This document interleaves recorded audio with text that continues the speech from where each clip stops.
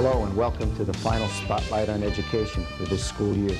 I'm Dr. John Kopko, Superintendent of the East Brunswick Public Schools, and your host for the program.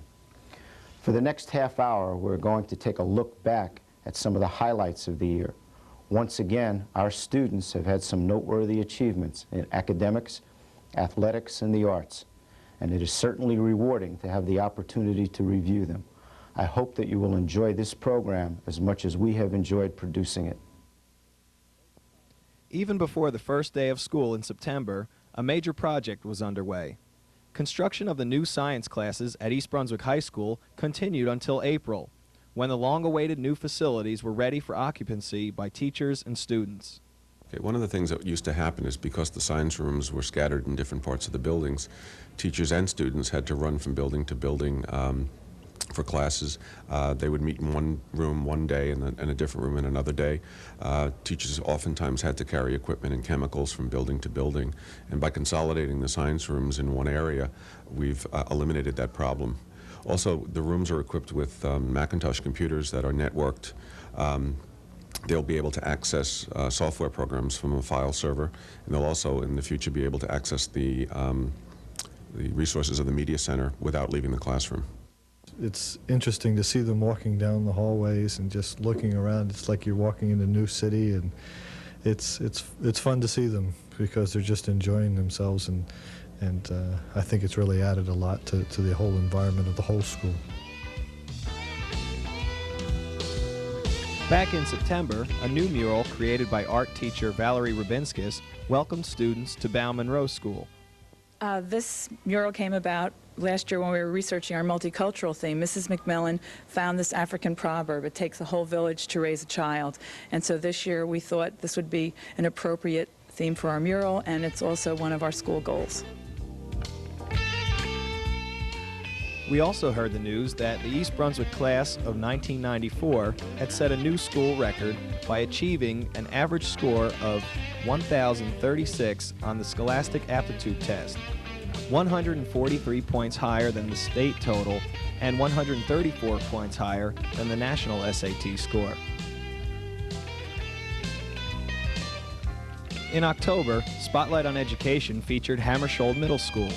Since then, both Hammersholt and Churchill Junior High School passed the first milestone on the road to recognition as a National School of Excellence Blue Ribbon School in the 1994-95 Secondary School Recognition Program conducted by the United States Department of Education. The applications from both schools were nominated by New Jersey Commissioner of Education, Dr. Leo Klagholz, for review by a national panel of educators. At this point, we're still waiting to hear whether our schools have been selected for site visits by representatives from Washington, D.C., but we're certainly optimistic they will be chosen. In November, the district observed American Education Week. The theme for this year was Building the Future, One Student at a Time. Members of the faculty and staff taped announcements about the week, and East Brunswick High School students read brief essays they had written about what education means to them. I'm Becca Chakenta, and I'm a junior at East Brunswick High School. The reason why education is important to me is because as an African American woman, it would not have been open to me 100 years ago. I would have never had the chance to attend school and broaden my horizons. I would have never been able to get a good job or even have a good opportunity at life. But now that it is available for African Americans, I can make the best of what I've got. I can also accomplish what my people have dreamed of and make it a reality. In just 1 week in November, East Brunswick High School students demonstrated excellence in academics, athletics, and the arts. Members of the International Studies Model UN program were designated as the outstanding delegation at the Rutgers Model UN Conference.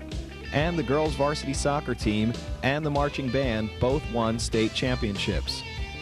The East Brunswick Marching Band took first place honors in their class, best in 10 other bands in the same category. In addition, they were also awarded trophies for Best Marching Unit and Best Overall Effect, which covers not only the musician's performance, but color guard performance as well. Band director John Kish said he is especially pleased with the awards since they represent the performance of the entire band, not just one section. He also noted that this is the first time that an East Brunswick High School band has won a state championship.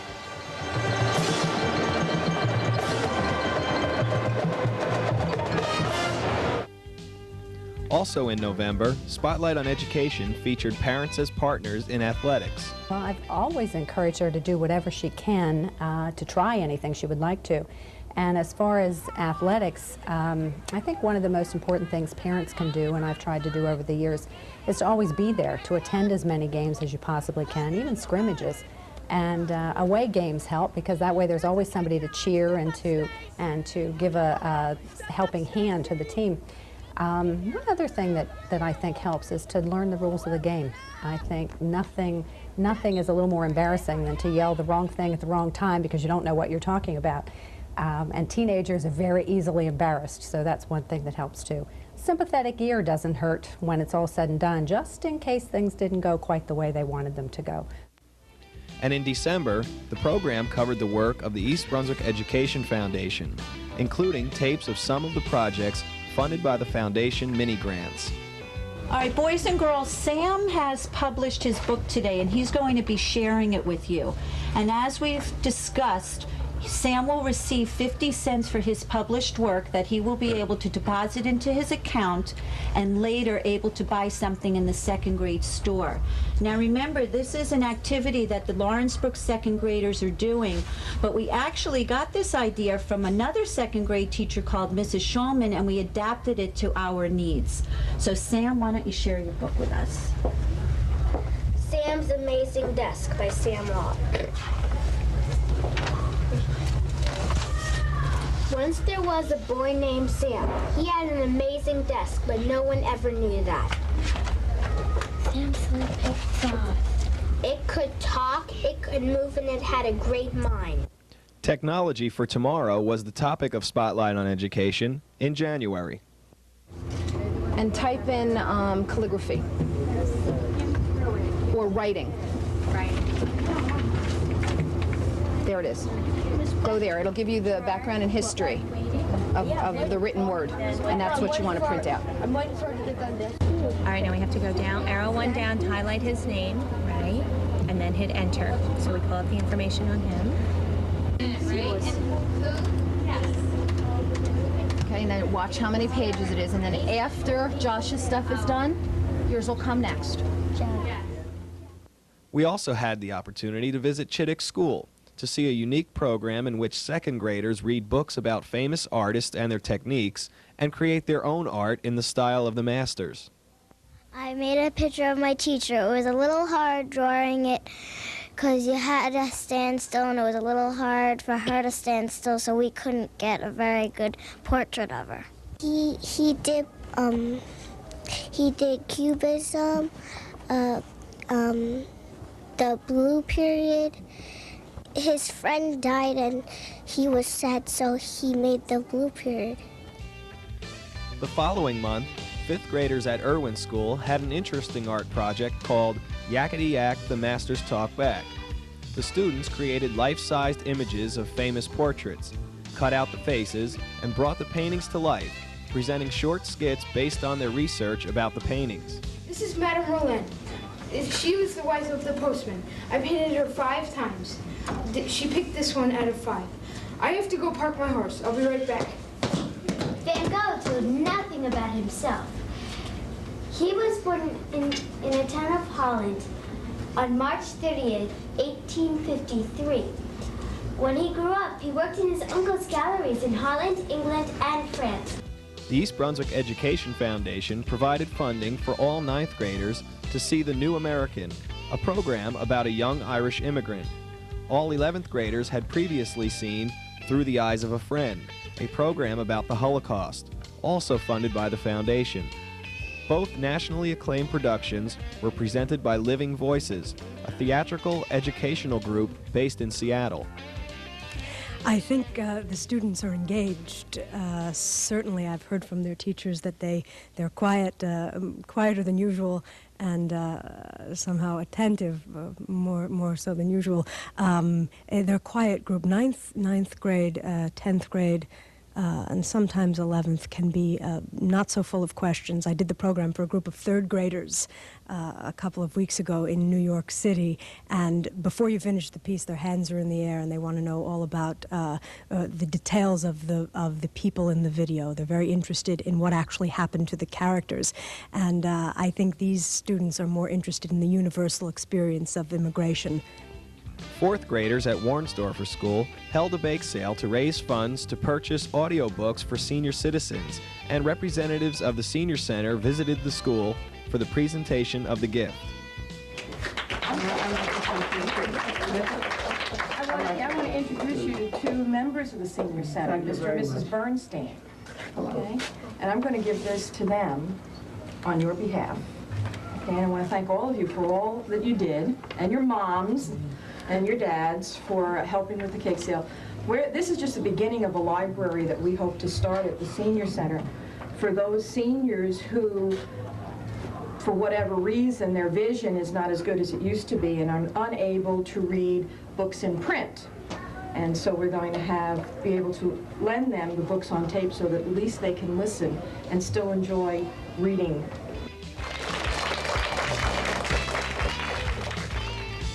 In March, Spotlight on Education featured performance assessment in the social studies. Performance assessment is a skill-based instructional model for research and presentation.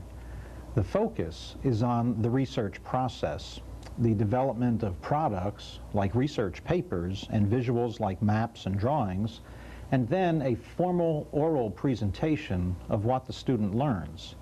This takes place before a panel of judges. First one deals with the transportation. You told us a lot about the housing and where the Indians lived, but what Native American transportation did they have? How did they get from place to place? They walked because like some of the land was very rough, so they had to walk to places. They used horses and they also walked. There are a variety of opinions within a group. This is true in the Balkan Peninsula, where the people must put aside their differences in order to survive. However, the ethnic groups are constantly clashing with each other due to cultural distinctions which every member possesses. After World War I, the victors divided the land into new states and set boundaries with little regard for the inhabitants. People of diverse backgrounds are thrown together in one country. Included are the Slovenes, Croats, Serbs, Bulgars, Greeks, and Turks. At the Congress of Berlin, Austria-Hungary received occupation of Bosnia and Herzegovina. There was a lot of tension between Bosnian Serbs and Austrians. The Serbs were very unhappy under Austrian rule. When the heir to the Austrian throne visited Sarajevo, he was murdered by a Serbian member of the Black Hand. At first, the murders did not leave a big impression in Vienna, but then journalists began to engage in verbal warfare, which caused riots to break out. Eventually, anti-Serb riots spread to Herzegovina and Croatia. In 1875, Austria-Hungary was given control of Bosnia and Herzegovina. Serbia wanted it because of ethnic similarities, but Austria-Hungary was determined to keep it because it feared Serbia's potential strength. The First Balkan War, which occurred in 1912, had Bulgaria, Greece, and Serbia join forces to attack the Turks and gain European territory. Playwright Karen Jones Meadows, whose play about Harriet Tubman was appearing at Crossroads Theater, discussed the writing process with 8th graders at Churchill Junior High School. Churchill students also had the opportunity to see actor David Kennedy impersonate Mark Twain. A highlight of the month was Governor Whitman's visit to Lawrence Brooks School for International Women's Day. You've done some very special things, and the important thing is for you to know why it's important to look at what women have done, why it's important to think about that contribution and what it can really mean for you. I'm particularly pleased to look at the moms behind me who are there as very special people who have shown that you can work outside the home and you have opportunities to do things and you can be whatever it is that you want to be. But I also think it's important, and I'm pleased to see the mothers that are here who may not be working outside the home, who spend their time and devote their time to you and to making your lives better, because that's a special choice. But the thing that's important about today and about this week and about the ability for you to talk about your families and moms who have made a difference, women who have made a difference, is the fact that there's so many choices. Because, you know, it wasn't so long ago that women didn't have those kinds of choices. I chose Governor Whitman to write about because she plays an important part in women's history, as she is the first female governor of New Jersey. She believes that women should take more part in politics. Also, I like that she is interested in lowering taxes so families could have more money to spend on their children like me. She believes in a good education for everybody. Another highlight was the East Brunswick Education Foundation's first annual Partner in Excellence dinner, at which Dr. Kopko was honored for his contributions to the foundation's goal of enhancing and enriching programs for students throughout the East Brunswick Public Schools. John, it is with great pride that the East Brunswick Education Foundation presents you with its first Partner in Excellence Award.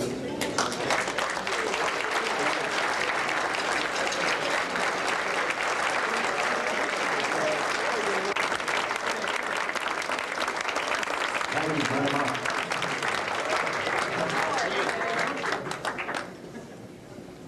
This is without a doubt one of the most memorable evenings of my entire life. I'm truly overwhelmed, I'm honored, and I'm humbled.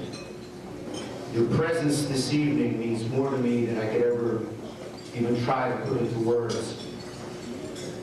And I'd like to express my sincere gratitude to the trustees of the East Brunswick Education Foundation for designating me as their first Partner in Excellence. At the end of the month, the East Brunswick High School Drama Club presented Bye Bye Birdie. Mr. Birdie, how do you feel about going into the Army? How does he feel? You ask how he feels. He's much too shy to tell you, so I'll tell you how he feels. He feels brave and eager, strangely humble, proud to be a plain GI. He would gladly face those bullets, for he's not afraid to die. For he's a private standing patriotic, very normal American boy. And that's why, oh dear Lord. Volunteered, I thought he was crap. In April, about 900 students received certificates for their winning entries in the district's annual Affirmative Action Contest. The theme for this year was America, a patchwork of peoples and cultures. And students in art classes, taught by Mary Ann Lair at Churchill Junior High School, created a map of the United States with individual patches depicting ideas related to the theme. The map is now permanently displayed in the school cafeteria. I did the peace sign with the big pizza slice with the 95 on it.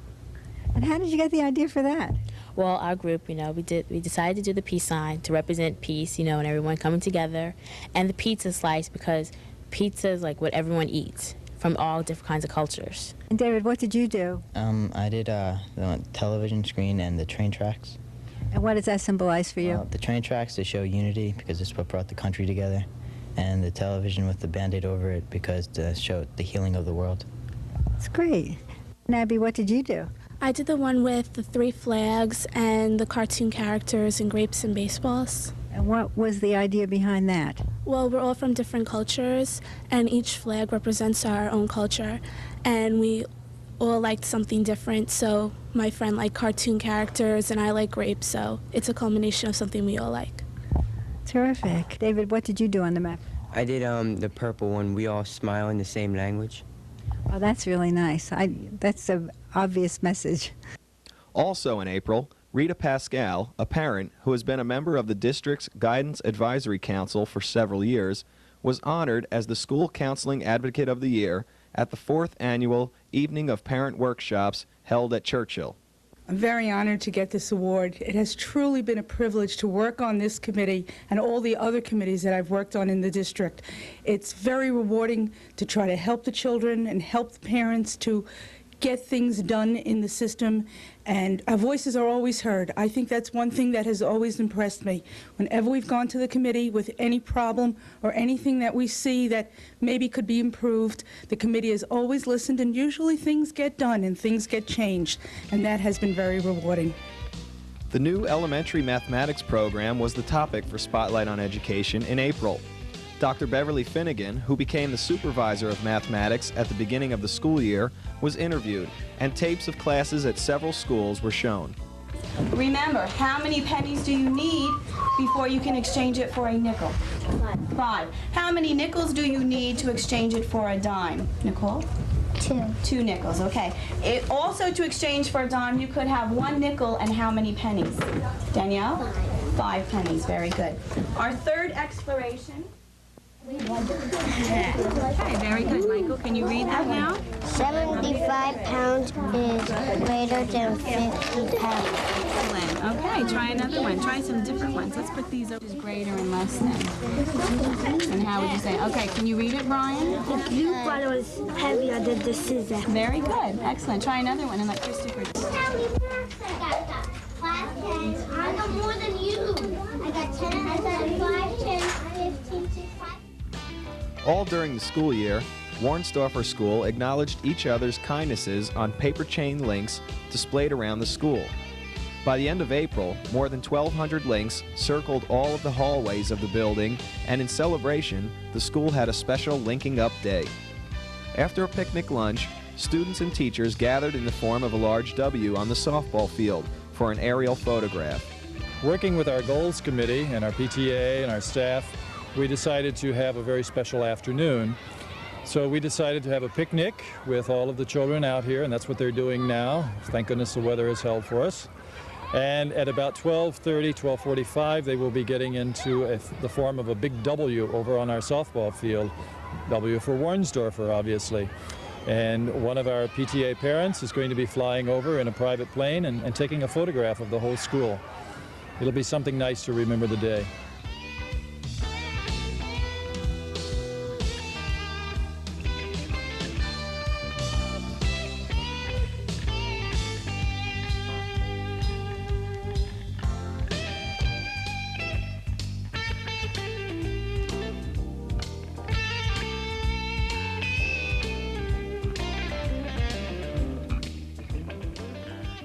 For the 8th consecutive year, students in an Institute for Political and Legal Education class at East Brunswick High School won the state championship in the We the People competition on the Constitution.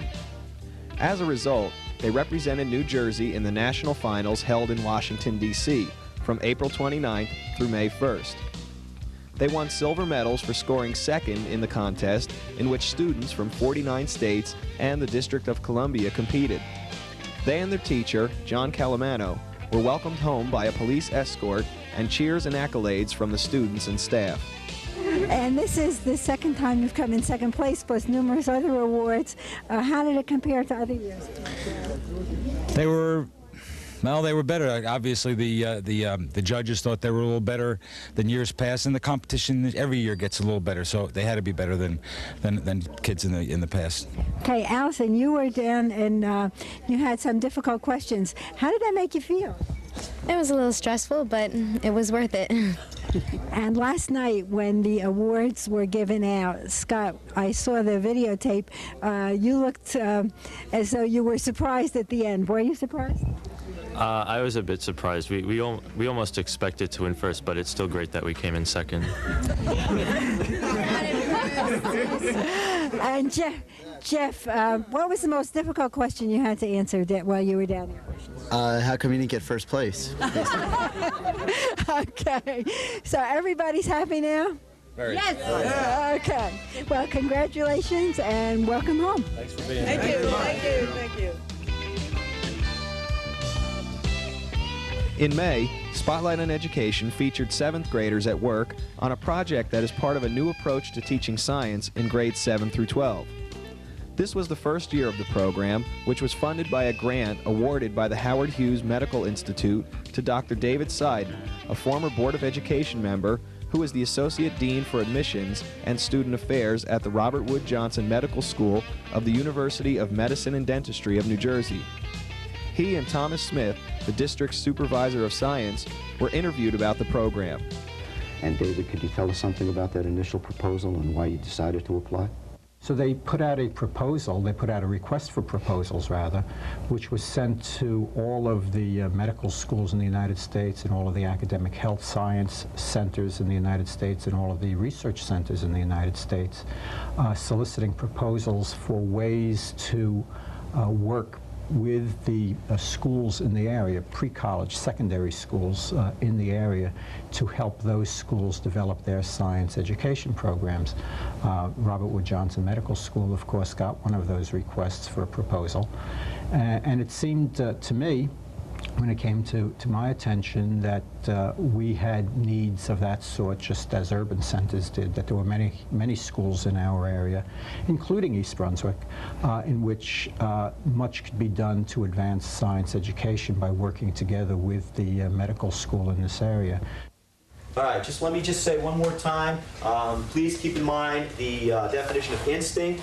Also, allocate responsibilities with your partner. One member come up and get the worm. The other member get the materials. Now, it's probably best, hold on. It's probably best if you decide which experiment you're going to do first before you come up with the materials of the worm. All right, that'll save a lot of confusion. Yeah. Okay, well, what these are called are casts, and what these are, it's soil broken down into nutrients, all right? And what that does is that gets into the soil, and plants take that up in their roots, which is very healthy. It's like a natural fertilizer. So they're very helpful to farmers and to the soil, all right? Now, your hypothesis on what? Is it going to choose the soil or the sand? Was that your original question? Yeah, I thought it was going to the soil. All right, so your hypothesis is you're going to think it's going to go to the soil. Any reason why? It like sun? Well, you got to think. Well, think a little bit more. I really don't have like sand around my house, and there's worms around my house. Moist. All right, the soil's moist. Is sand often moist?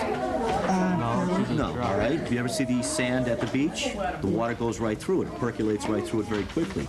Soil can retain moisture a lot more effectively. Why would the worm want to be in the soil as compared to the sand? So it can breathe easier? How's that related to the soil? Because the soil is moist and he has to be moist to breathe. Good. The soil is moist and the animal needs the moist body to diffuse the oxygen through. So what's the problem with sand? That's a brief summary of the year. I want to thank everyone who contributed to the success of our students and our schools this year. All of the teachers, support staff, administrators, the Board of Education, parents, and other residents.